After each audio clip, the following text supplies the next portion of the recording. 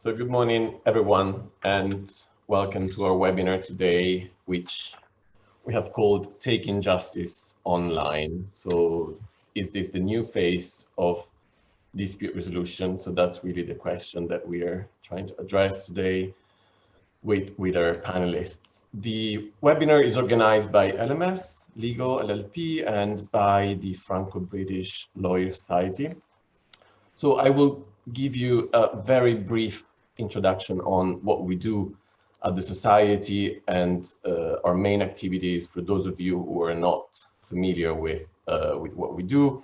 And then I will hand over to my co-panelist, co-facilitator, Mia Forbes Pirie, who will give you sort of a few words about today's event. And as Mia will explain in more detail, we will be facilitating this sort of event today in a somewhat new format for the Society. So we'll see how that goes. So first of all, the FBLS, the Franco-British Lawyer Society, was established about 30 years ago. And from its very inception, the real objective has always been to promote effective cooperation between the United Kingdom and France, and more specifically between their respective legal systems. So in addition to being present very strongly in France and in England and Wales, we have a very strong committee in Scotland and a very strong committee in Northern Ireland as well. And we do interact very regularly amongst all our committee members. And one of the key aspects, of course, is the combination of the civil law and common law aspects of the law. Today, for example, we're going to discuss the use of online hearings in the arbitration context, amongst other contexts. And arbitration, in addition to being my own field of expertise, is also one of the emblem of the civil law, common law sort of dynamic or combination or divide, as some may want to call it. So at the Society, we organize flagship events such as the annual colloquium and our biennial maritime law colloquium. And we also organize more sort of ad hoc events, which may be repeated or which may just happen once. And that's just because we practice law in very different settings, in very different forms, and so we bring to the Society our different perspectives. Most recently, we have, of course, all been facing the uncertainties around the UK exiting the European Union, and so we have been holding a series of seminars on, of course, Brexit and the key aspects, practical aspects of Brexit. So I think we've had 2 so far, and we're going to have more. So of course, please join us for the future ones. And lastly, I would like to say that as we have just started going into lockdown in the UK, but also France has started its second lockdown last week. And I know many of you are not actually connecting from the UK or France. I just wanted to sort of share with you our situation here. So I assume everybody has also gone online with their professional, personal life. At the Society, similarly, we have taken all our events online. And so that sort of brings us quite nicely into the topic of today's debate and seminar. And on that note, I'm going to hand over to my co-panelist, Mia Forbes Pirie. Thank you. Thank you very much, Leo. Hi, everyone. Welcome. Thank you for taking the time to be here with us. We're talking obviously today about taking justice online, which is a very important topic. And we're going to have different perspectives. We are very fortunate to have Lord Lloyd-Jones, who will open for us. And then we have different panelists with different specializations to give you different thoughts on various aspects of taking justice online. So I myself am sort of focusing on mediation, Anneliese Day focusing more on arbitration and court hearings. Jason Galbraith-Marten will be focusing on witnesses and witness training, and also on hearings. And Leo Carpentieri is our solicitor and is involved in arbitrations as well as hearings. So we have all of those different perspectives, and we'll begin with the judicial perspective. And we're trying out a different format, which hopefully is intended to be a much more relaxed and conversational format, which is unusual for FBLS. So fingers crossed it will work out well. It may not, so please feel free to give us feedback. We want you to be as involved as possible, and obviously the webinar format doesn't give you that possibility of being as involved as in a different context if we were live. But please use the Q&A function that you can probably see hopefully at the bottom of your screen to ask questions. And feel free to use the chat function to ask questions and comment as well.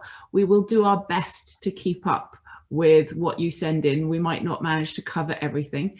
This is being recorded, so obviously we will read out what you say, and if you want to make it anonymous, you can. There is that option, or otherwise we'll probably read out your name and your question. So we're going to try our best to make this a very interactive, relaxed session, which hopefully will make it more engaging for you all. So yes, please give us feedback at the end. So without further ado, I'm going to hand over to Lord Lloyd-Jones, who is, as I'm sure you all know, a judge at the Supreme Court. He hasn't always been a judge at the Supreme Court, obviously, like all of us. And since at FBLS we have a career forum in a couple of weeks, I want to inspire the younger people and inspire you to get people to come to our careers forum by saying that Lord Lloyd-Jones started out at Pirie Grammar School for boys, so quite a few years ago now, and I find that very inspiring that he's now on our Supreme Court.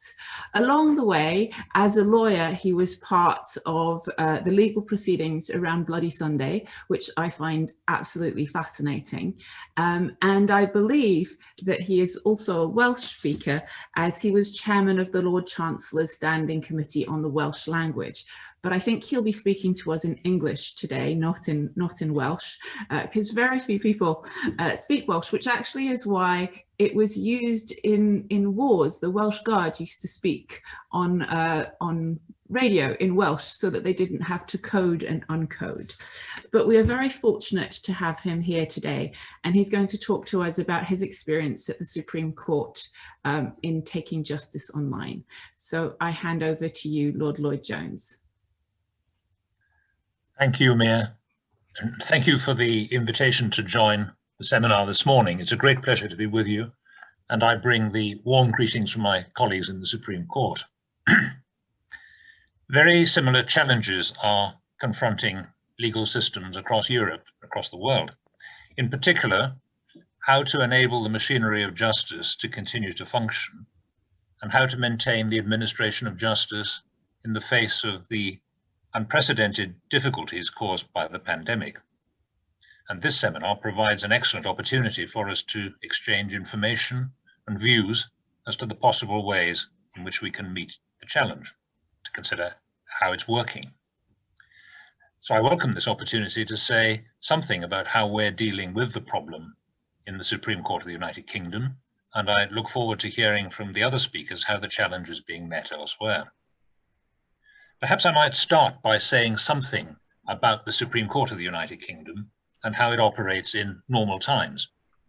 Supreme Court of the United Kingdom is, of course, the final court of appeal for the three jurisdictions in the United Kingdom: England and Wales, Scotland, and Northern Ireland. In addition, the justices of the Supreme Court also sit as the Judicial Committee of the Privy Council, which is a legacy of the days when we had an empire. It was once the final court of appeal for the entire British Empire.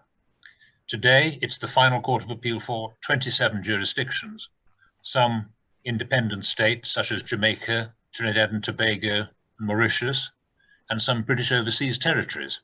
So we hear appeals, for example, from the Channel Islands, the Isle of Man, the Bahamas, Cayman Islands, and so on. And the same 12 justices sit in both courts, and the Privy Council provides about 1/3 of our caseload. All of our cases are appellate cases, so we're not concerned at all with witnesses. We simply hear legal argument. We occupy a building in Parliament Square in London, which is usually a very busy place. In addition to the 12 justices of the Supreme Court and our personal and judicial assistants, it houses a chief executive, registrar, and their support staff. We have 3 courtrooms, 2 for the Supreme Court, and 1 used more commonly for the Privy Council, and these are in frequent use. The building is also a major tourist attraction in normal times. In the year to March 2020, we welcomed 75,832 visitors, most of whom sat in the public gallery when the hearings were taking place. I have to say, most of the visitors don't last for very long in the gallery when they're listening to the legal argument, but some will stick it out all day. In addition, all of our hearings are normally live streamed, and in the year to March 2020, they were viewed by an audience of 386,000 people. On the afternoon of Wednesday, the 18th of March of this year, however, at the conclusion of the second day of an appeal in the Supreme Court, the building fell silent. While the normal schedule of hearings had continued up to that point, undisturbed by the approach of the COVID-19 virus, it then became clear that we could no longer safely continue to hear appeals in the normal way. The last case in which I sat in the building was a Privy Council appeal on the 17th of March, and I confess that as I left the Supreme Court that evening, I took a last look around, wondering how long it might be before my colleagues and I would all assemble there once again. The justices and staff were determined that the court should continue to function openly and effectively during the pandemic. Accordingly, in the days which followed, our small IT team set up the technology required for the court to operate entirely remotely by video conferencing. They provided training to the justices and the relevant staff, and rehearsals were held over the weekend. And remarkably, and this is a direct result, I think, of the technical ability and hard work of the IT team and the other support staff, the Supreme Court was able to hold its first virtual hearing on Tuesday, the 24th of March. It was a very busy weekend indeed. We were assisted by the fact that prior to the pandemic, hearings by video link had been used on a few occasions in Privy Council appeals where the time zones were suitable and the technology was available locally, particularly appeals from Trinidad and Tobago and Mauritius. Although it was necessary in March to adjourn some Supreme Court hearings because counsel were unwell, and some Privy Council hearings because of other local problems, the transition worked pretty smoothly and with only minimal disruption to the hearing and the disposal of appeals. As a result, we do not have a backlog of cases as a result of the virus. All 34 appeals heard by the Supreme Court and the Privy Council between the 24th of March and the 31st of July were heard virtually. In a virtual hearing, the justices take part from their homes and counsel participate from their homes or their chambers. All of these hearings are live streamed so as to maintain public access to the hearings. As far as possible, the hearings follow the normal pattern, but there are inevitably modifications. Arrangements have been made for the justices to discuss the cases in private video conferences before, during, and after the hearing. In addition to written guidance on the arrangements for a virtual hearing, the presiding justice will, immediately before the start of each appeal, hold a video conference with counsel to explain how the technology will be used at the hearing. Throughout the hearing, one member of the IT staff will monitor the hearing and a second will monitor the live feed. While previously some of the justices had used electronic bundles at hearings, others had preferred to use hard copies, which they could annotate. And I was one, I admit, who preferred to have hard copies of authorities so that I could mark them up ready for judgment writing. At the lockdown, however, we all adapted immediately to the use of electronic bundles accessed remotely We had to, because there was no possibility of distributing hard copy bundles. Our court became paperless virtually overnight, of necessity. And that has been one of the greatest challenges, so far as I'm concerned, managing an electronic bundle of perhaps 12,000 pages during the hearing. But I have become quite proficient at it, I think. In the early days of the virtual hearings, counsel were not able to see all of the members of the court, but only the justice who was speaking at any one time. Counsel told us that this made it difficult to gauge the response of the court, and as a result, the system was changed so that all of the members of the court are visible to counsel throughout. From the point of view of the public, the experience of watching a hearing as it's live streamed is inevitably rather different from attending a hearing in person. But we meet our commitment to the accessibility of our hearings by continuing to live stream the hearing in every case. There's not the same spontaneity of interaction between counsel and the members of the court as in a real hearing. Because of technical requirements, in particular muting, we judges have to put our hands up if we want to ask a question. The Supreme Court has also continued to hand down its judgments, although during this period, this has generally involved one of the justices pre-recording an explanation of the judgment and then streaming the recording on the court's website. Between the 24th of March and the 19th of August 2020, 27 Supreme Court judgments and 13 Privy Council judgments were delivered. More recently, in recent weeks, since the start of this term, beginning of October, we've adopted a new system whereby the hand-downs of judgments are done live. So I handed one down last Friday morning, and I'll be handing down another one this coming Friday morning. Whereas at first we recorded the hand-downs, we're now doing those live once again. There is, of course, a great deal of other work involved in operating the court. For example, processing and deciding applications for permission to appeal, and other applications to the court that can be decided without an oral hearing. And that has continued using video conferencing and teleconferencing in place of face-to-face meetings between the justices.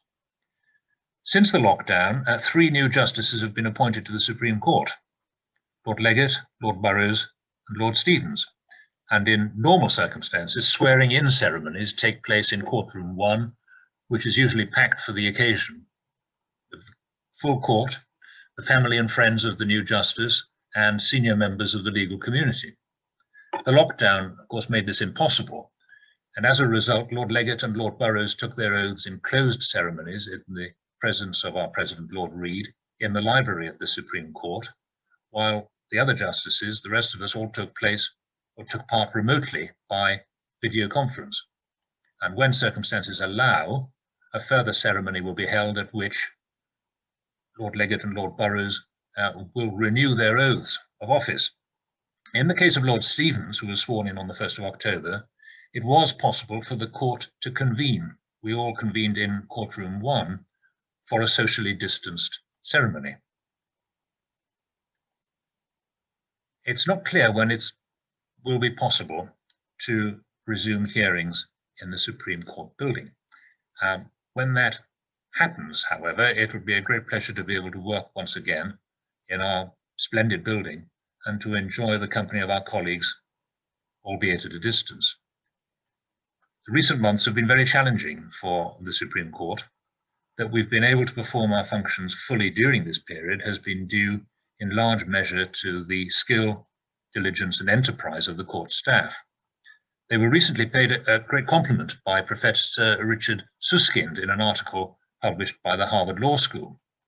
He said this, I quote, "It's to the great credit of the UK Supreme Court that it so quickly moved its entire caseload from physical to video hearings and did so as effectively as any other Supreme Court that is noted on remote courts worldwide. Indeed, I would say that the UK Supreme Court has responded more emphatically and successfully than any of its equivalents internationally. Thanks to technology, perseverance, and judicial adaptability, access to the highest court in the United Kingdom has been maintained during the crisis." End of quote. So we've been very fortunate, I have to say. We've been able to keep the show on the road, and the rate of our hearings has not been significantly affected by the pandemic. We have no backlog of cases as a result of the pandemic. We hope that it will not be long before more normal conditions will be restored and that we'll be able to return to our normal mode of functioning in the Supreme Court building. And I confess that I greatly miss working alongside my colleagues there. However, when we do, I think we will find that we've benefited in some ways from the experience. I think it's likely that in future all justices will make more use of electronic bundles than we have previously. I also think that it's likely we will continue to use hearings by video link for Privy Council cases more frequently than we did before the pandemic. So some good may have come out of this unhappy period.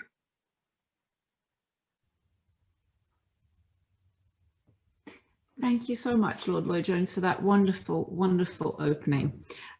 So interesting to hear the challenges that the court faced and how well it has dealt with those challenges from sort of the immense preparation. And I was incredibly impressed by how there's no backlog at all.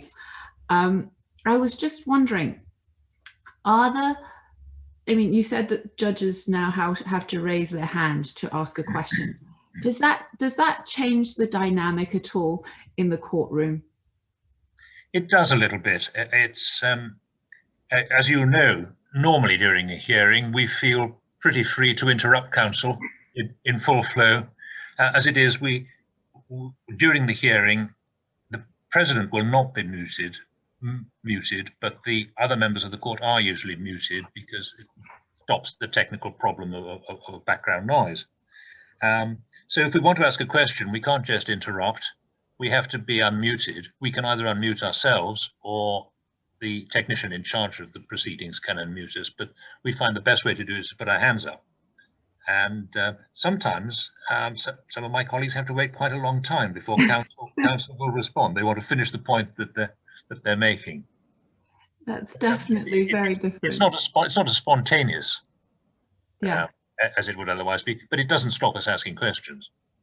Yeah, so there's that spontaneity that's lost, and yes, you have to wait for a while, which is quite different. I was just also wondering, you said that you missed sort of physical bundles, and I think I said this to you before, but I feel that I'm not sure I could work with electronic bundles the way you all do, so I find that very impressive. Is there anything else that you miss in a sort of courtroom setting since the pandemic, now that we're online?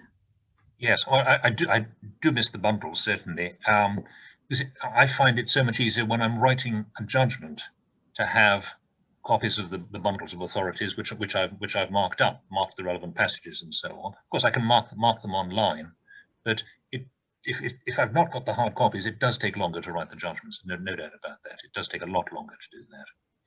What else do I miss? Well, I miss just being in the building with my colleagues.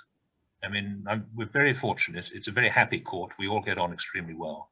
And there are lots of meetings in the corridor, discussions on the side of cases, maybe about the case or maybe about law generally, or maybe gossip or whatever.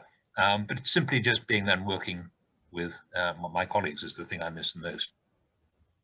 Thank you so much. Indeed, and it's very kind of you to want to stay with us.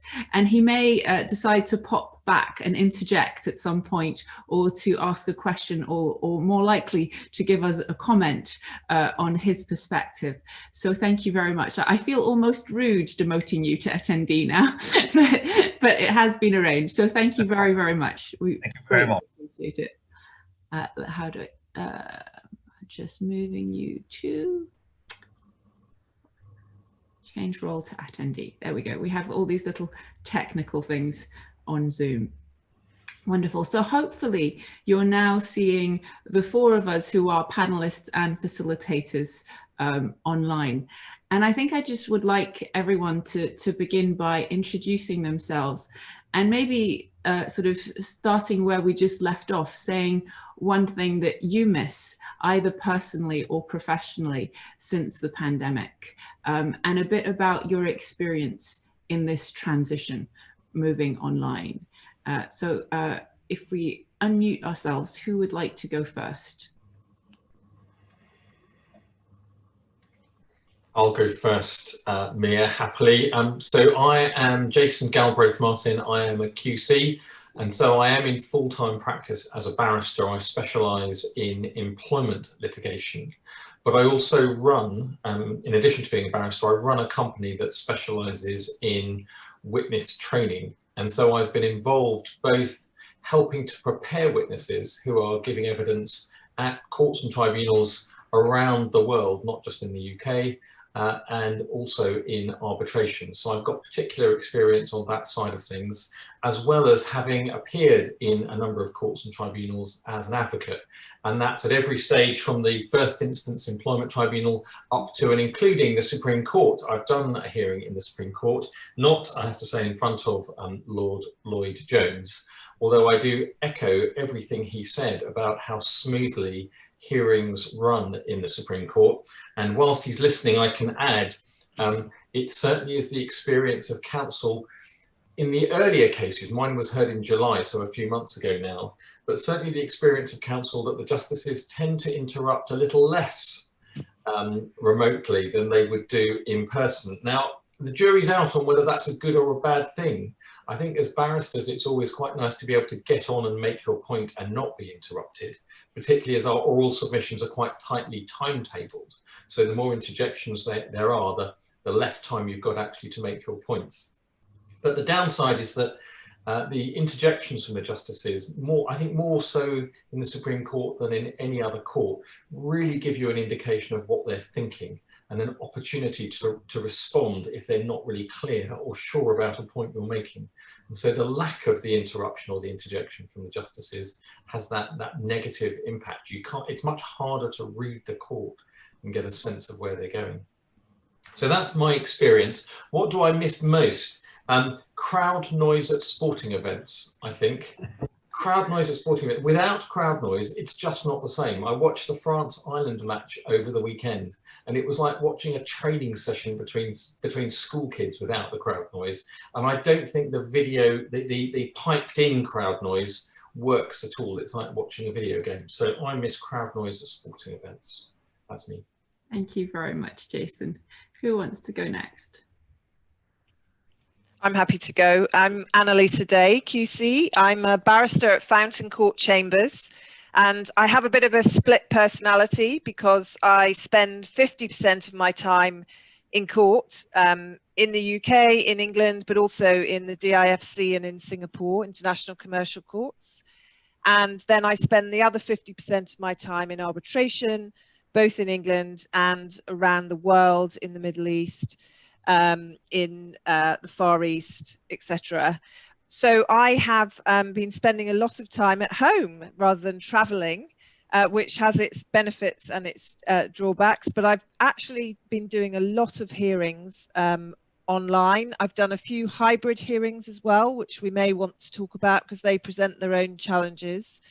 But I've been fortunate to do both hearings that involve submissions, such as you take part in the Supreme Court, but also some full trials and hearings involving cross-examination of witnesses and experts, which I'm sure we will talk about in more detail later. What do I miss? I miss hugs from people, hugging people who aren't my children, particularly my parents, but also my friends. I don't tend to hug people in court, but you never know, we might all be into hugging as well as interrupting in court. And I do miss the interrupting a bit, I must say, talking at a screen. And I miss seeing all of you in an event like this. You can't see and participate in the same way with people, but hopefully the technology will keep on moving. And I think again, we'll talk about this later, but I think things never stand still, and it's good to embrace the good and work out how to deal with the not so good. Fantastic. Thank you, Anneliese. Leo, do you want to go next? Sure. Thank you, Mia. So I'm Leo Carpentieri. I am counsel of LMS Legal LP. I've been practicing arbitration in London primarily, and a little bit in Paris at the beginning of my career about 10 years ago. So I'm a French avocat and a solicitor here. And I don't have a split personality professionally. Maybe I do in my other lives, but I do mainly arbitration, and my focus is really energy construction disputes. My practice is really a little bit split between commercial disputes and more investment treaty disputes. And I have to say that my experience in online hearings so far has been very, very positive, although that sort of is limited to the hearing itself, because we're still waiting for what's happening and the actual awards. So we'll see how that goes. But I would say one thing that's quite specific that doesn't happen in online hearings that happens in real life is potentially the interaction between within the legal team, but also between the legal team and the clients, and the potential for settlements. So I think that's an issue that we'll probably discuss later on. And in terms of what I've been missing, I guess traveling, but not as much.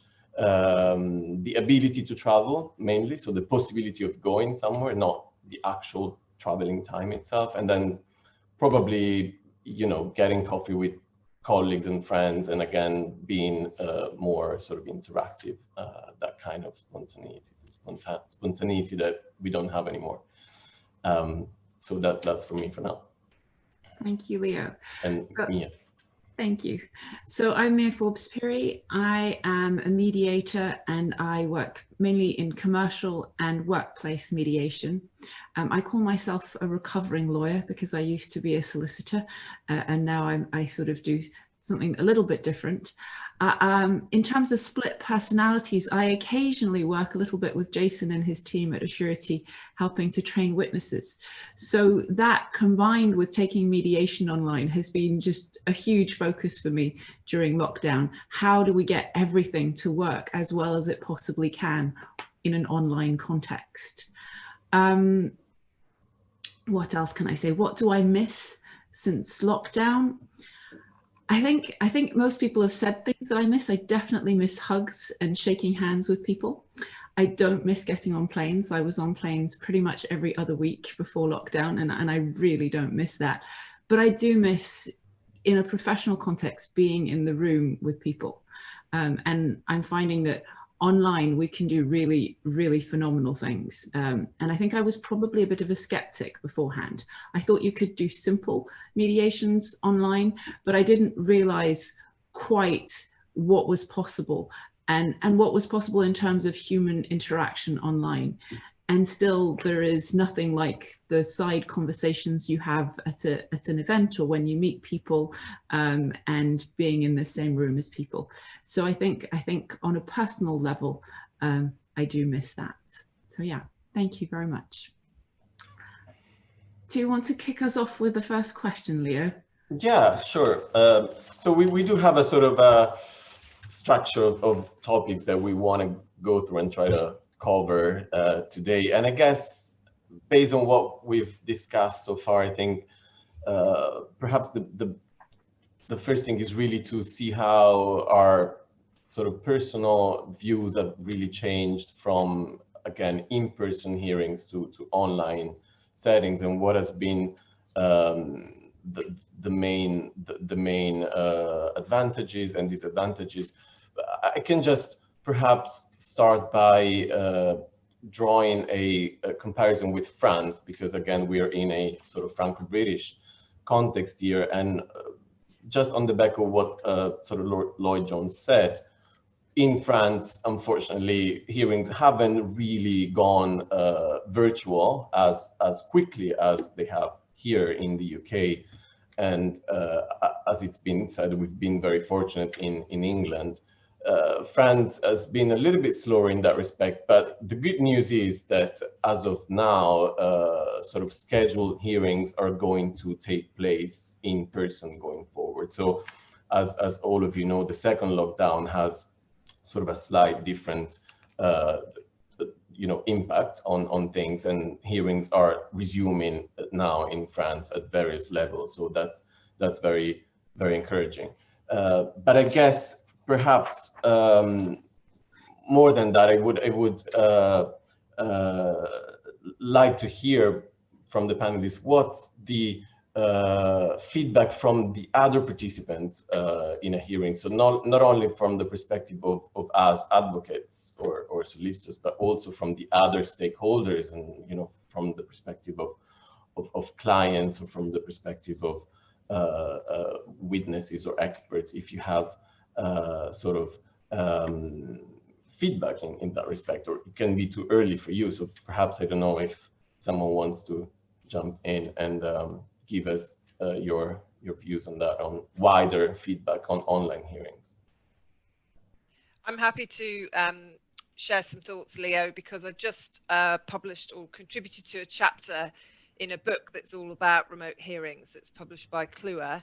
And as part of that, myself and my co-authors actually did a survey of users, so including counsel, solicitors, but also clients, in-house counsel, arbitral institutions, tribunal secretaries, etc.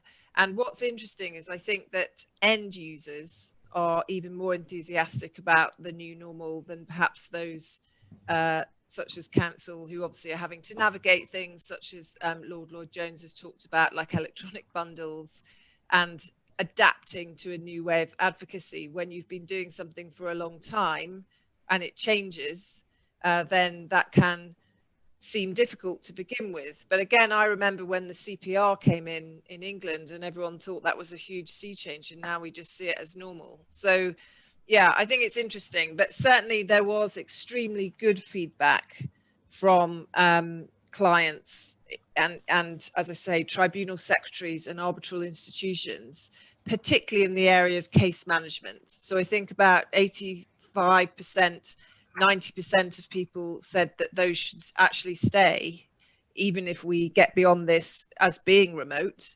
Particularly where you've got different jurisdictions. And that was a very effective way also of the tribunal grappling with, say, expert issues at an early stage and case managing an arbitration more effectively. I think what you then see is a variety of responses depending on two things: the size of the dispute. So a dispute that's under $2 million, people think that the new normal may remain for resolving those disputes for reasons of cost effectiveness. Between $2 to $5 million, people are a bit equivocal, could go one way, could go the other. Once you get above 5 million, people start having a tendency to think that an in-person hearing would be better when we can do that. So I think that's very interesting. The other thing that the research revealed was that once you got to 4 witnesses, whether it was expert or lay witnesses, people started becoming more concerned about the effects that an online hearing had. And then once you got to 6, people thought that that should be explored being in person again when we can. And I think the final thing that people have expressed concern about, because of how the technology works at the minute, is something again that Lord Lloyd-Jones touched on, not being able to see everybody. So particularly if you're a judge or an arbitrator, and I should have said actually I do sit as an arbitrator as well as acting as counsel, you often pick up a lot, not by looking at the advocate who's addressing you, but by seeing what else is going on in the room.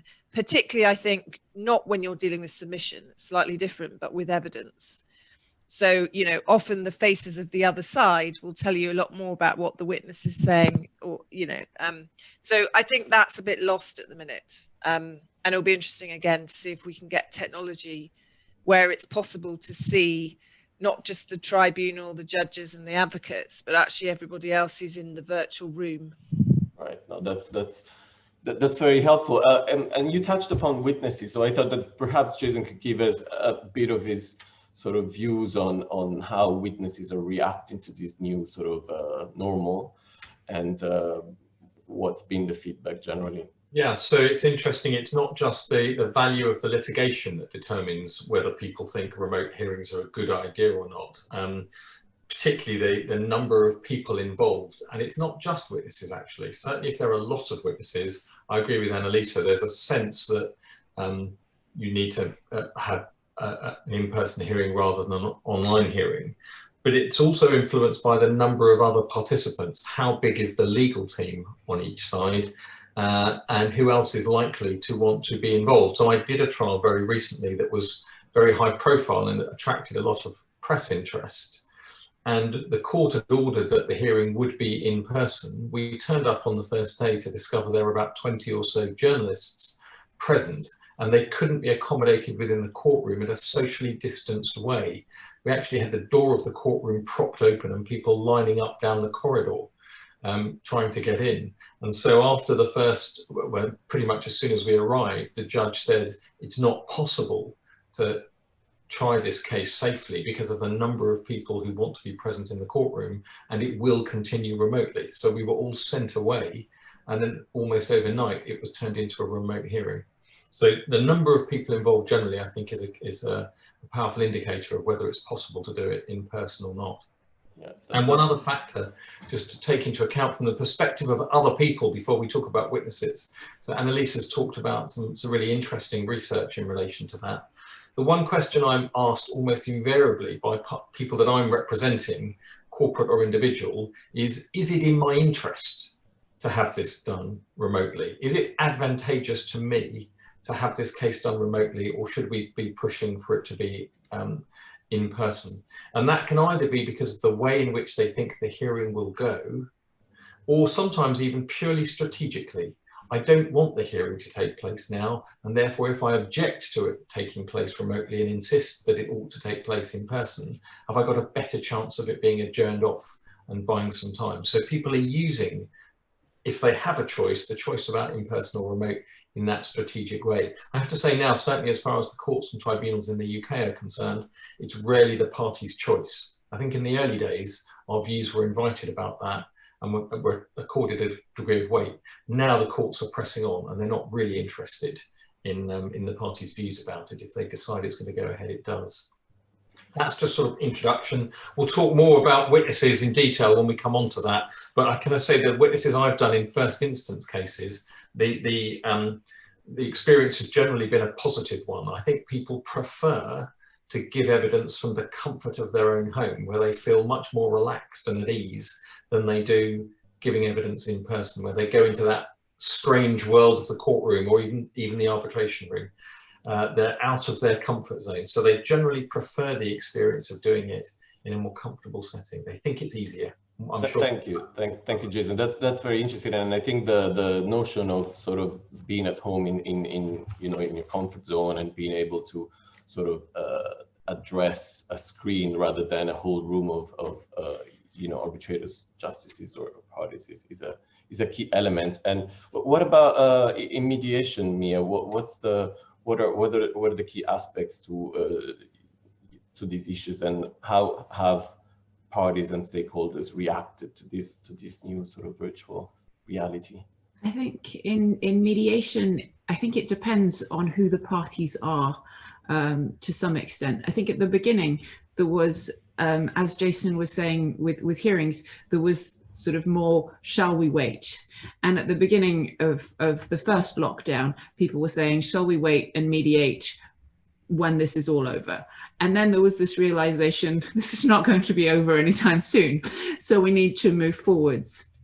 And then I think there's just the different parties with their different sort of where they are and what they do. So I think sort of hard-nosed commercial people seem to be more comfortable faster in this online environment.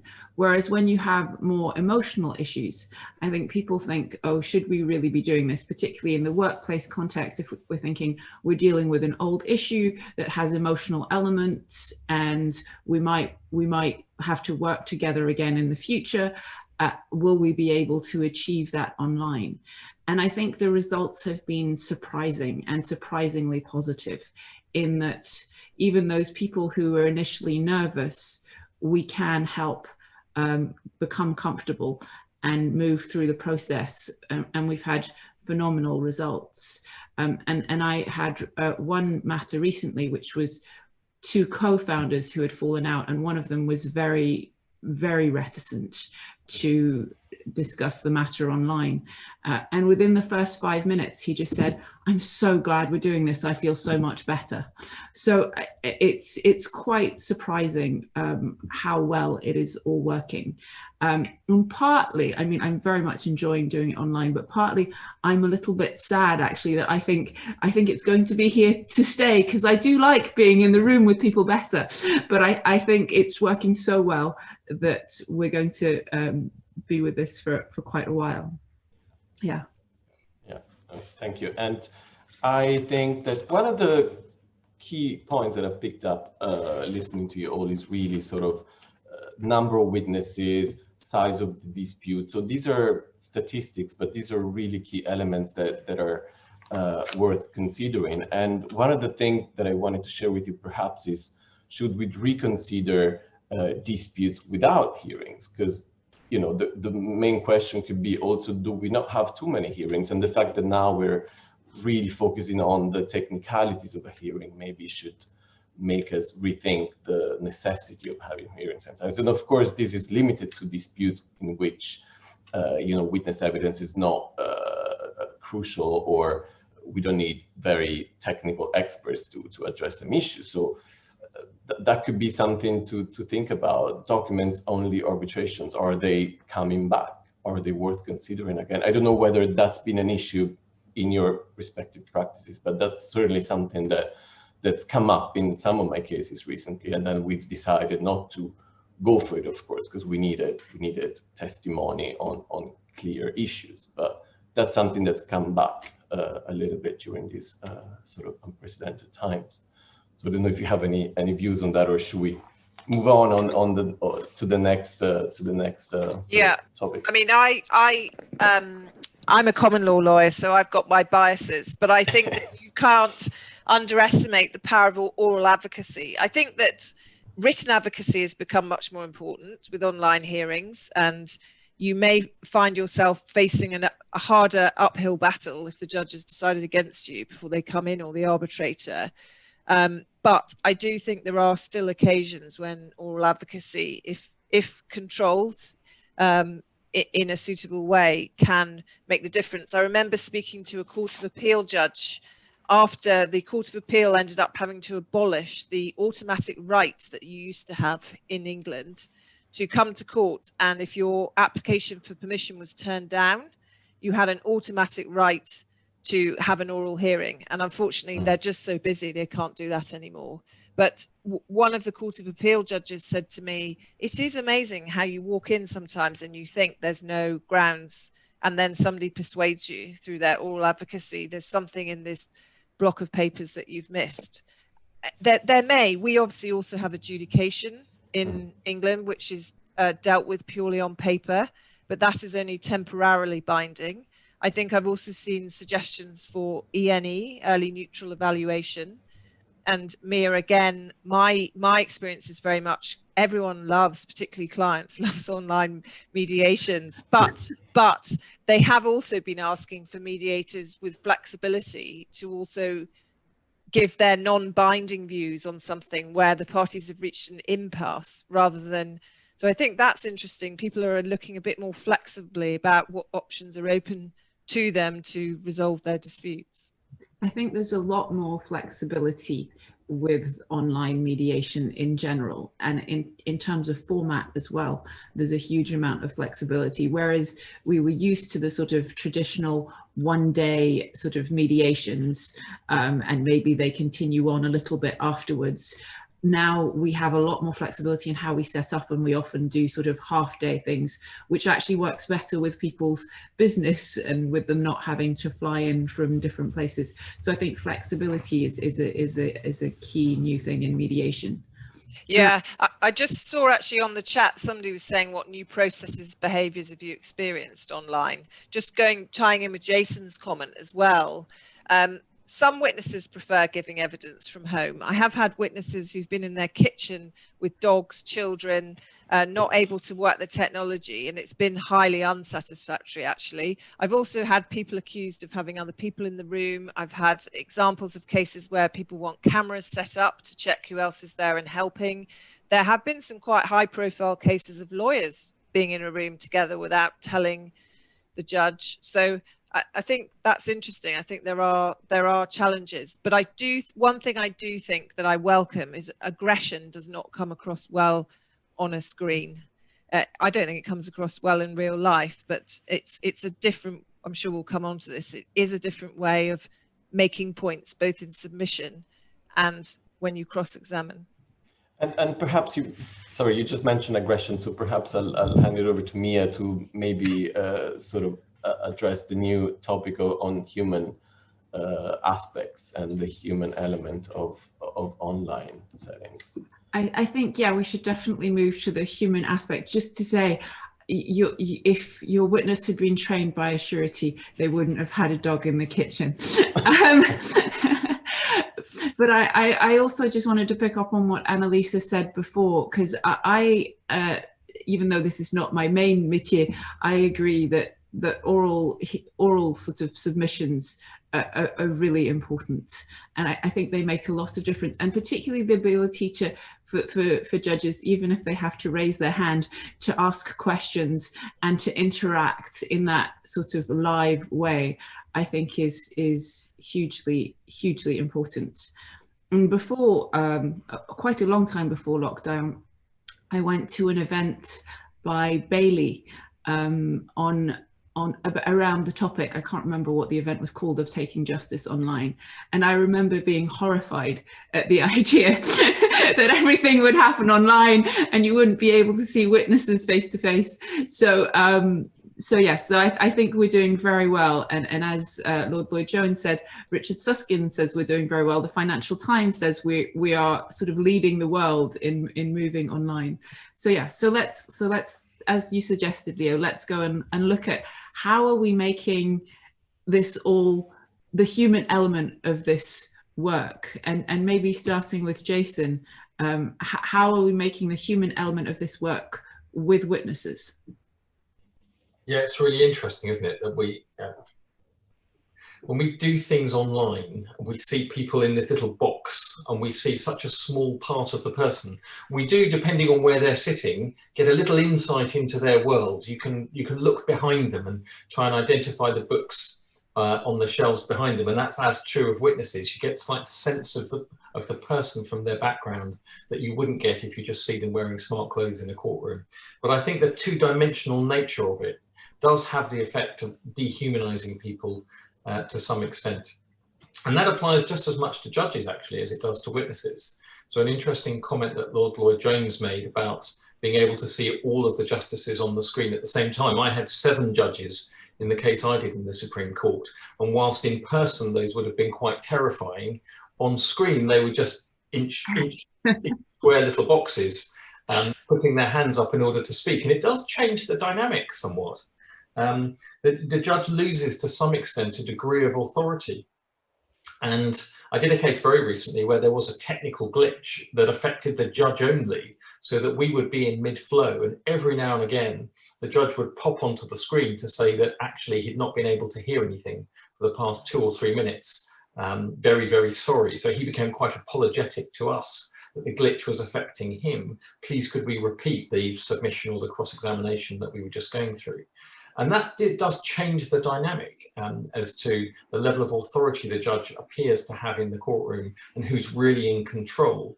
The person that can best handle the tech seems to be the person most in control in hearings. And that's especially true when it comes to witnesses, because they are often the ones who are most disadvantaged by the tech.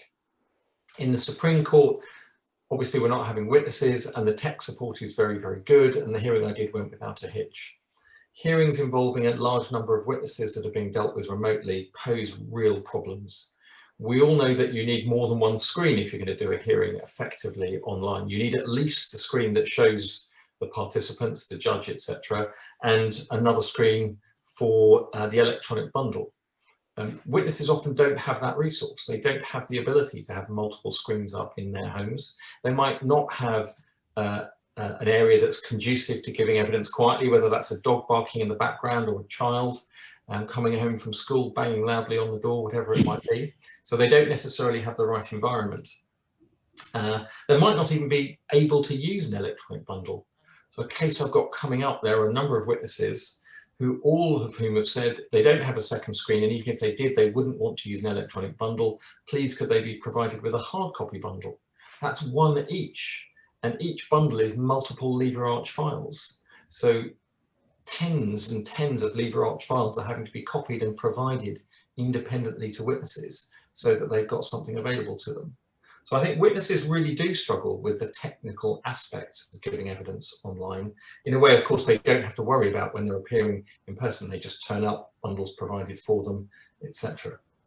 So that really is one of the features. And the interesting comment Anneliese made about judges' ability to read the room. And we know Lady Hale did a very short piece on radio recently called Rethink, and it was rethinking the justice system. She pointed out that one of the sacred cows of certainly the common law system is the idea that judges can read the demeanour of the witness. And the demeanour of the witness is everything they're doing apart from the words that are coming out of their mouth. So that's watching their body language, and it's watching the body language of those in the court.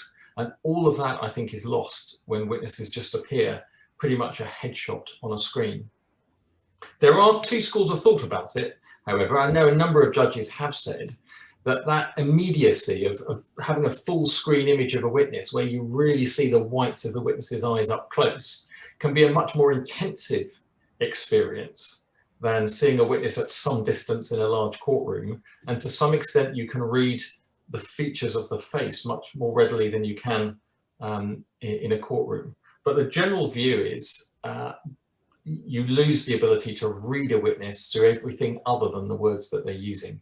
And that's, as you say, the surety when we're training people to give evidence, something we focus on, how to come across well and to get life and passion and meaning into your evidence where that's appropriate, when you're just sitting staring at a screen and talking in this really abstract way that we all do now to the dot on the top of the screen. So yeah, it's a really interesting issue. Yeah, and I think that it's interesting, isn't it, that witnesses might feel better about doing it, but they might be losing out on that rapport they can have with judges. And going back to Leo's comment, therefore the witness evidence actually becomes far less important. I'm sure we've all seen cases where the witness goes into the box and is absolutely fantastic. And although legally it may not seem to affect the outcome, the impact that witness can have is very, very significant. So I agree with you, Jason. I think it's important to train witnesses how to still have that, because it may be a false impression. They may feel more comfortable, but actually they're having less impact. I think it's just some other points that some witnesses do also miss having the comfort of someone to support them. So I've certainly had witnesses coming into solicitors' offices or chambers to sit socially distanced from someone while they're giving their evidence, just to have someone else there if they need technical assistance, or they can't find something in the bundle. Obviously, that's all dealt with and is above board, and people know that there's a solicitor there with them. But obviously, that's what used to happen when people gave video link evidence. When everyone else was present, they actually had to have someone else there with them as a sort of policing what they were doing, or what notes did they have in front of them. I do also think you can see expressions. I've also had judges and tribunal members making faces that I'm not sure I would have seen when they're on the screen. They can actually be very expressive. And I think the final thing is this sort of access to justice point, that of course one size doesn't fit all, and there can be real problems. There's been quite widely publicized concern about family hearings where you may have, say, an alleged abuser and an abuser in one house rather than in a safe court environment, and they're expected to be doing hearings and that sort of thing. I mean, that's obviously an extreme circumstance, but for cases that have less resource, it's fine at the minute. For cases that have a lot of resource, they can train their witnesses with surety, they can be well prepared. But I think the resources that a party can put into a hearing now are going to be even more important, because you don't have that leveler of being in a courtroom. So if you can pay for all this support and preparation, you may be put at a significant advantage over another party. I think that's right. And can I perhaps just add, I think technology really cuts both ways, because in some of my cases, for example, I've seen the perception of a witness change quite a lot from a sort of physical setting to an online setting. And so, for example, you may have a witness answering questions while he or she is cross-examined, looking at the screen of his cross-examiner, so counsel or the tribunal asking questions, and he's thinking of speaking to them, but actually he's not looking at the camera, and the camera is what really matters. That's the real sort of exchange of eyesight. And so the arbitrator or the tribunal may think that the witness is actually avoiding the question or looking somewhere else. So there may be perceptions of that are actually wrong, and so tribunals may assume things that are actually not really there, and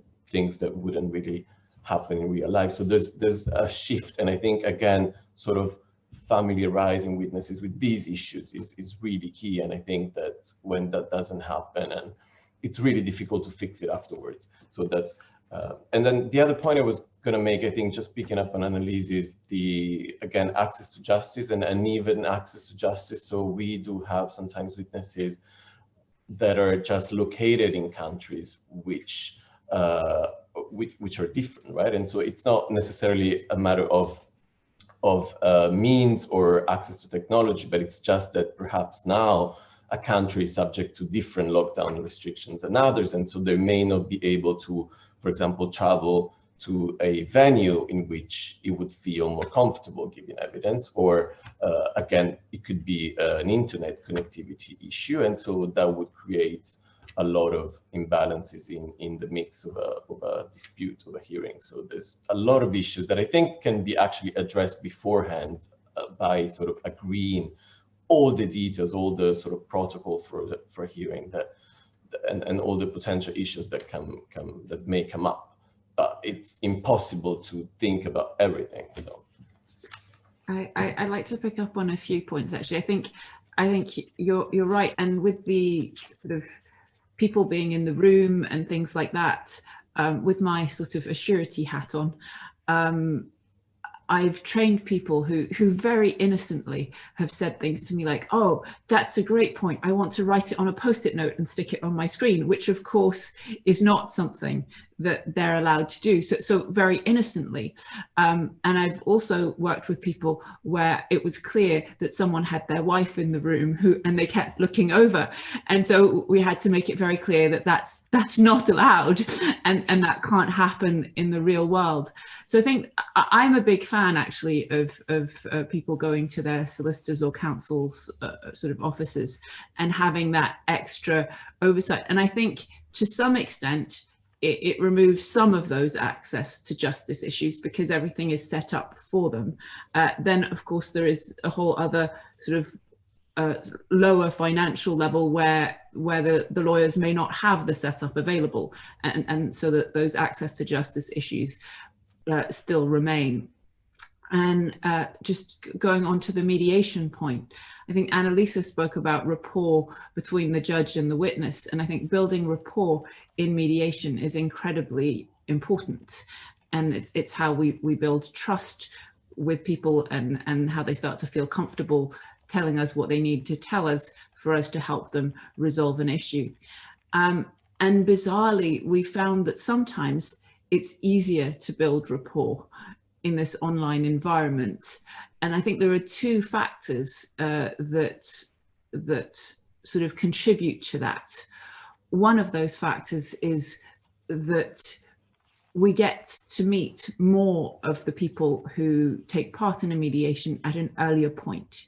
So often in normal times, solicitors or counsel don't really want to take up their client's time getting them to meet the mediator before the day, which is completely fair enough. But with the technology aspect, we're more insistent on meeting people on time. And then then that brings me to the second point, which is we then get to talk to them about technology and nothing to do with the case.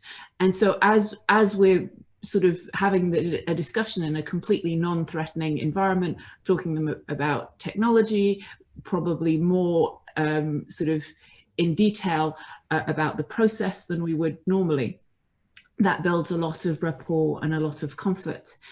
And not just with the sort of participants. Also, sometimes I spent time talking with sort of former judges and very senior counsel, and particularly towards the beginning of lockdown, I think more and more people are getting more comfortable with technology.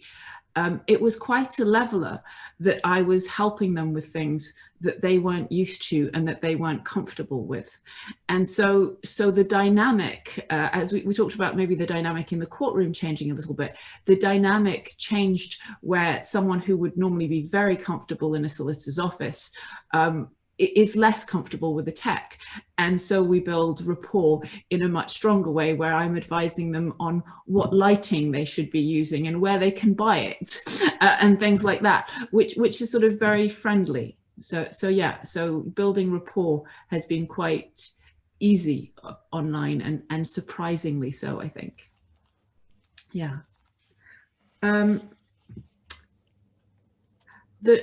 I don't know whether it's sort of in terms of, maybe we want to carry on this human thing and just talk about how we've overcome some of the, I think you guys have touched on it actually already in the court context, but in the mediation context, there are little things like sort of how you would normally knock on the door, open the door a little bit, realize when you weren't really welcome, and shut the door and let people carry on and come back a bit later.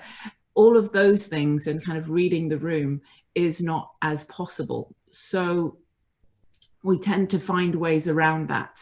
And the ways we might find is when we have people in breakout rooms, we might kind of type in the chat to them, is now a good time for me to come in, so that we don't just appear out of nowhere and in the middle of a sensitive discussion. So there are lots of workarounds and lots of things that we've put in place that mean sort of like, then we might check in. So how's everybody feeling in here? How's everything going? Whereas without that, we might just be able to look around the room and see. So I think there's lots of things that we've managed to put in that make up for what we would get in a normal room. Yeah, and that's been one of the big concerns of clients. How do I tell my barrister that I want them to say something when they're remote?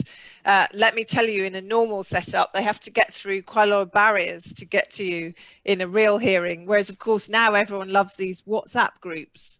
So I've received some interesting emojis from clients during the middle of my submissions, trying not to laugh when I'm submitting anyway, or listening to the other side. But you know, I think there are workarounds for those things. I think that people have been very, very concerned about those things, but I think those sort of practical things are much easier to deal with than maybe some of the more fundamental things. And I think, Mia, just going back to your point, the problem for judges or tribunals is they can't build that rapport in the same way. Yeah. I think that's partly why having these interlocutory hearings, I've had one where we actually had the experts and the tribunal talking to the experts at a very early stage, and that did build rapport because they kind of got to know the experts early on, and by the time it came to the final hearing, we were dealing with the real issues that mattered. Obviously with individual witnesses, that's, at the minute, I can't see a way in which that's possible, but it's interesting. I think with experts you can certainly have the same thing of more direct contact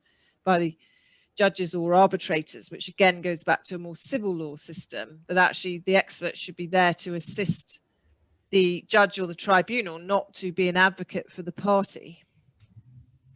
Yeah. Just a quick comment, Mia, about the sort of interaction between the legal team. So WhatsApp has become it seems to be the default way of communicating, whether that's with witnesses or other members of the legal team when you're in a remote hearing. The first one I did, I thought it would be clever to say you could email me. So if you've got any comments, email me. But that just meant I had to have my email on. And it meant all the other emails I was getting during the course of the day were appearing, and trying to see the one from the solicitors was absolutely impossible. So we've all gone by default to WhatsApp, and we set up groups. And it's important to remember, if you're in court, often witnesses will be there present with you, and you can ask them the little questions as they arise when you're listening to other witnesses. You can have that interaction with them, answer any questions they've got. So when you're setting up these WhatsApp chat rooms, it's important to make sure that witnesses are also included in that. Obviously, you can't interact with them in a way that's inappropriate, but just to let them know that there's a channel of communication available if they've got any questions or if they need to make any points to you. And just one last thing to say about that. We're all assuming that WhatsApp is safe. Not much thought yet has been given to cyber security, to the idea that, particularly in the context of arbitrations that are meant to be held in private, what is being done to ensure the security of the online platform, the WhatsApp groups that we're setting up to have these privileged conversations with. And I'm not sure very much is being done at the moment, actually. There's an assumption that it's safe, and we'll only find out it isn't when we learn of interference in a court hearing because someone's been hacking into a WhatsApp communication. So that's one just to flag up. I don't have an answer to it yet, but to be aware. Although even before we went online, you know, it was something extraordinary. Like they thought 6 out of 10 arbitrations had been hacked in terms of just hacking into lawyers' emails and reading the without prejudice comms. So yes. I think there's a bit of a blindness and a bit of naivety that particularly when you have parties with resources who have no compunction about doing that, that goes on actually a lot more than we think. But I'm not sure how you police it. There've obviously been some very publicized cases about, you know, hearings being streamed out to people without that being permitted or known by the court. Yeah. And that's interesting. Or again, in arbitration. Yeah, obviously even bigger issues there based on confidentiality. But just with hybrid hearings, there's still a real problem with them for the High Court, because the High Court, the Coronavirus Act said that the Court of Appeal can now transmit. Sorry, the Court of Appeal before could always transmit. The Coronavirus Act said you can transmit publicly on a live stream if it's fully remote. But there remains a bit of a loophole where it's hybrid, whether you can actually have it being broadcast out. So I think that's something they've got to look at. But these sorts of things can cause real issues and concerns for understandable reasons. I think we should talk about hybrid in a minute. I just want to, on the security and safety, I mean, I think Zoom has put in place a lot of new measures to make it sort of more confidential and safer. Interestingly, and I don't know where we've ended up on this, I think WhatsApp is very safe as far as I'm aware, for one-to-one communication. But there was something about group chats being found, and I can't remember how, and that is actually what the area of concern is. So we should probably look into that a little bit further. Although Jeff Bezos had his, it's very easy to get WhatsApp infiltrated, actually. Jeff Bezos opened a link, and then you can easily, there's spyware that can be put on just by clicking into a link that someone sends you. That's how Jeff Bezos got caught, just so you know. I mean, obviously they were looking for something else, and that's how they discovered what was going on in his personal life. But anyway, it is incredibly easy to do, even though WhatsApp sells itself as being end-to-end encrypted, etc. Well, if he got caught out, there's no hope for the rest of us, is there? No. Maybe we all need to move to Signal, but which is Russian based. But yes, you were going to say something, Leo. Yes, I just wanted to say that we are sort of 12:20, so I think Lord Lloyd-Jones wanted to come back on the panel with a few comments on these very issues that we just discussed. So perhaps if we can have him back and sort of allow him to give us his comments. I don't know if Sophia can do that. I can. I'm not able to do it. Just a second. Promote to panelist. Wonderful. And whilst we also have some questions from various people, yes, for Lord Lloyd-Jones and for the whole panel. So, but if you have any comments on or thoughts on what we've said so far, Lord Lloyd-Jones, please. You're still muted at the moment. I think you can unmute. I can ask to unmute. Whilst I ask, you're still muted. Yeah, I've clicked ask to unmute, so you have to click to unmute. We've decided this is the word of 2020 is you're still muted. Yeah. You're still muted. No, still, we can't hear you. Can you click unmute, Lord Lloyd-Jones?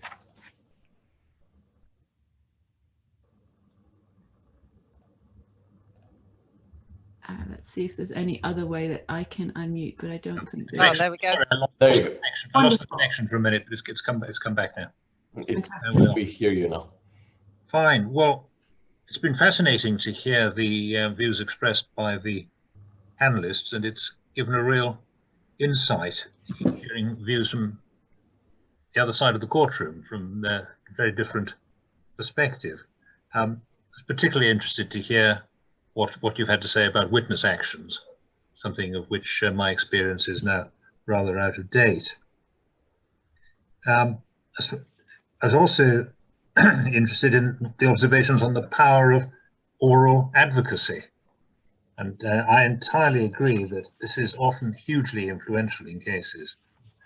And I've certainly been in cases where I've been persuaded from a preliminary view simply by the sheer force of the cogency of the oral submissions that are made. Anneliese referred to something that's been missed on reading the papers, and oral advocacy can draw that out and emphasize the importance of it. I want to reassure you that I don't think that is diminished in any way in a hearing which is conducted online. I think oral advocacy is just as effective in an online hearing as in a real hearing. I don't think that's diminished in any way. There was a question from Ian Forrester, who asked whether the process of deliberation was any different as a result of having online hearings. It is a bit different, actually. What happens in a normal hearing with us is that we always meet 15 minutes before the case starts, and we have a preliminary discussion. And we identify various particular points that we're interested in and which points we might want to draw out during the course of the hearing and so on. It's very much a preliminary discussion. Then during the hearing, of course, depending on how long it is, we have the opportunity to have brief conversations in the corridor outside court.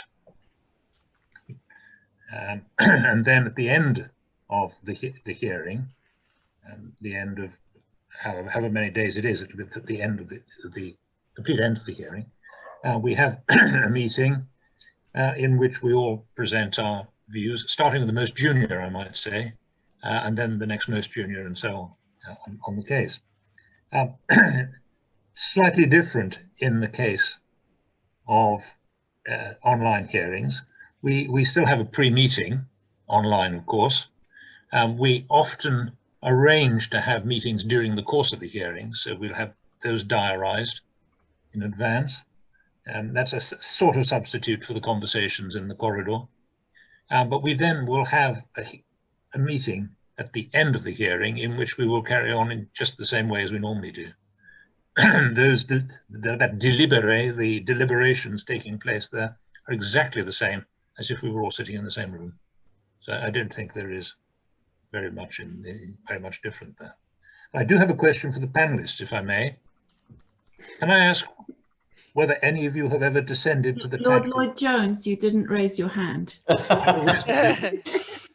Sorry, can you unmute me? Can I ask whether any of the panelists have ever descended to the tactic of selecting books on the shelves behind you in order to create a particular impression? Sure, you have. A friend of mine owns a bookshop, and he said there's been a remarkable increase in the number of people coming in and just buying handfuls of books, not at all to do with the author of the books, but just how they look. Yeah, I don't know if you also heard the story of Mr. Justice Butcher, who was hearing the business interruption case, who in one of the first hearings had a sheet over a painting behind him. And there was a sweepstake to work out why he had put a white sheet over the painting. And then for the next hearings, he moved into a sort of study environment. So we still don't know what the painting was or why he had decided that it shouldn't be on the screen. But one day someone will ask him and find out. Certainly those virtual backgrounds, though, I think have been discouraged. I know at the beginning, it sort of makes you look a bit like a robot. So I think at the beginning, everyone was very kind of paranoid about having a white background. But my own personal view is actually, if you can see a bit of your life, it makes you more human in many ways. But it is important, I think, again, just as the way you look and appear in your demeanor in court I think sometimes matters, whether you're an advocate, a witness, or judge, whoever you are. Yes, I think those artificial backgrounds can work quite well as long as you don't move. That's true, actually. I had an unfortunate experience. I was speaking and I had to propose a toast at the end, and I had a beautiful background of the library of the Supreme Court behind me. And at the end, I had a glass ready, full, and I raised my glass, and my arm vanished entirely off the screen. I have to say that I have scrutinized my bookshelf for any books that I wouldn't want appearing. Not that I have particularly dodgy books, but sort of books with pink covers and things like that. I thought maybe not. Also, client names on folders, that's a big issue. So we have to be careful about that, because some people may be able to zoom in really well. I'm not, but I had a question for Lord Lloyd-Jones of any particular bugbears of what people have done on remote hearings that you've been party to that we should avoid from the perspective of judge, without naming names, obviously, but things not to do might be useful for those listening. I'm sorry, this is going to be a disappointing answer. I can't think of anything really.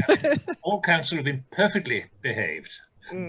Behaved in a very civilized manner when they. Can I ask about the use of headsets, though, Lord Lloyd-Jones? I know that there's advice from the Inns of Court advocacy. I think it's one of the Inns of Court bodies now that advocates should not wear overhead headphones because they wouldn't in court, and you ought to be as close as you can be in court. Oh, I didn't know about that. I mean, some counsel have done that in court recently. I've noticed. Is it perfectly okay to use headsets? You're happy with that? Yeah, I don't see them. Well, of course, if the bar counsel says they shouldn't, then they shouldn't.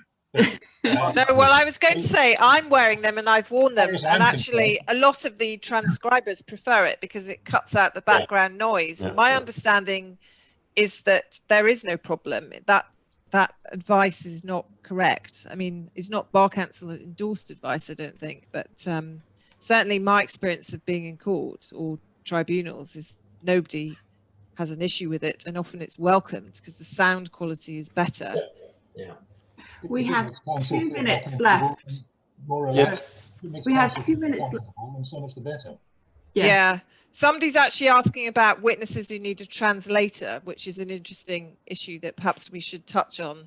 I don't know if anyone has any experience of having used translation. I actually do. So interpretation is, again, an enhanced potential problem in arbitration hearings. I've had a case in which we had 2 languages, and there has to be a lot of attention to be really brought on how interpreters interact, and the choice of the interpretation method as well is really key. So there's also something that comes after the hearing, which is the transcript. And when you have interpretation issues, potentially the sort of transcript verification process can take a much longer time. So those are things, again, that may have an impact on costs and on the duration of the proceedings. So just a quick observation on that is that simultaneous translation can work really well, just as effectively as it would in person. But you need the tech to be able to do that properly. And again, I think that's an access to justice issue, that those with the resources can organise very effective simultaneous translation. A lot of people at the lower end, in sort of employment tribunal cases, don't have the resources, and consequent translation, so where the witness speaks and then what they say is translated, very difficult online, and it slows down the process much longer. I think in many contexts that can favour the witness, and I'm reminded of I don't know if you all followed the Berezovsky and Abramovich trial, where Abramovich had translation, and Lady Justice Liz Gloucester was very positive about Abramovich and very negative about Berezovsky, and I wonder if Berezovsky had the extra time that Abramovich had through the translation, if he might have performed better. I don't think it was to do with that, but you probably want to read Sumption's cross-examination of what Berezovsky was doing in certain London hotels. But there we go. That's the salacious side. I just want to bring in, I know we're at time, so I understand if people have to leave.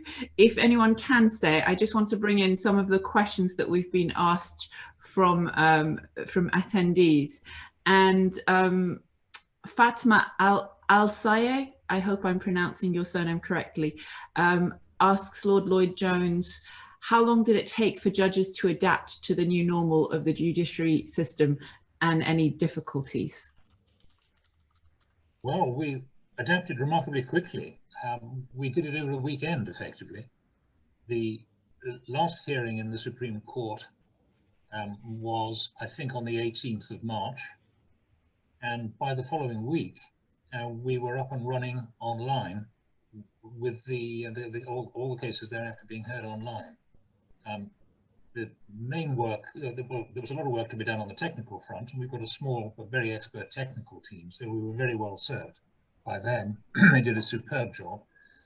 There was also the need to train the judges, but a great deal was done over the weekend. We had rehearsals, and we were up and running by the following Wednesday. That's incredibly impressive. I think we'll go to Simon Horsington has a question for you also, Lord Lloyd-Jones. It's a more technical question. Will video judgments and written judgments be archived, as that's important? Yes, I believe they are. I'm not entirely sure of this, but I believe that the recordings of the hand-downs which take place in normal circumstances in court are available, and that will also be true of the hand-downs that are done online. But in addition, we also produce press summaries for each judgment in the Supreme Court, not for every case in Privy Council, but for the Privy Council. For the Supreme Court cases, we also have press summaries, and they're all available online as well. We missed a point earlier on from another judge or former judge, Ian Forrester, who says European judges in Luxembourg will usually have advanced the analysis extensively before the oral argument.